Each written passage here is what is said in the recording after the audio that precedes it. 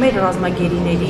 ծեծի ենթարկելու խոշտատման մասով ինչ տեղեկություններ ունեն, ինչ վիճակում են նրանք հիմա գտնվում այդ հանդիպմանը եւ այնտեղ բավականին լարված մթնոլորտ է, ընդ որում ծնողները Գեգամ Նազարյանին ազգային ժողովի պատգամավորին հաթաթայ են տալի, որ այլևս չկրկնեն այն արտահայտությունը, որ իրենց երեխաներին չպետք մահացածների մեջ պետք է փնտրել։ Նրանք պնդում են, որ պետք է մեր երեխաներին գտնել ողջերի մեջ, փնտրել ողջերի մեջ։ Այս միջադեպի հետ կապված կցանկանայի ձեր գնահատական որպես առողջապահությանը, դուք այնտեղ ներկա եք, ինչ մթնոլորտ եք, ինչից սկսվեց ամեն ինչ։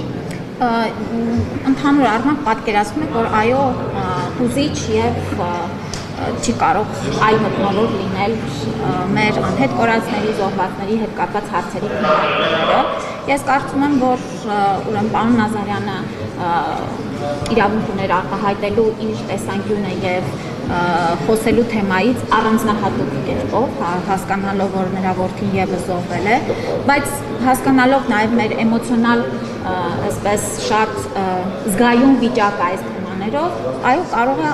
ուրեմն նրա կողմից հնչեցված ձևակերպումները վիրավորական հնչեցին այլ ծնողների համար, բայց բոլորս էլ պիտի զսպվածություն նաև դրսևորենք նորից անընդհատ այս թեման այսպես չբորբոքելու համար։ Այո, մարդիկ երբ որ էմոցիոնալ են, կարող են նաև սուր ընկալել թե ասվածը, թե լսածը։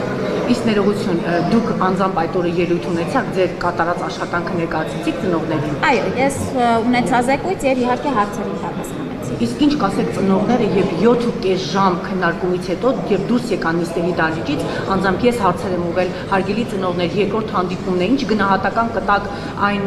հանդիպմանը, որ արդեն 7.5 ժամ քննարկում էր տեղ ունեցում, իրենք մեկ գնահատական հնչեցին։ Փնթի եւ ջուր ծեծոցի էր, որևէ այլ բանի պատասխան իրենք չեն ստացել։ Սա ծնողների գնահատականն է։ Ինչ կասեք դուք տիկին նախարար։ Ոչինչ չեմ ասում։ Իրենց գնահատականը կիսում եք։ Ես ասացի ոչինչ չեմ ասում։ Դա ըստեյության կիսում եք իրենց տեսակետը, եթե ոչինչ չեք ասում։ Ես կրկնեցի, ոչինչ չեմ ասում։ Այլ հարց։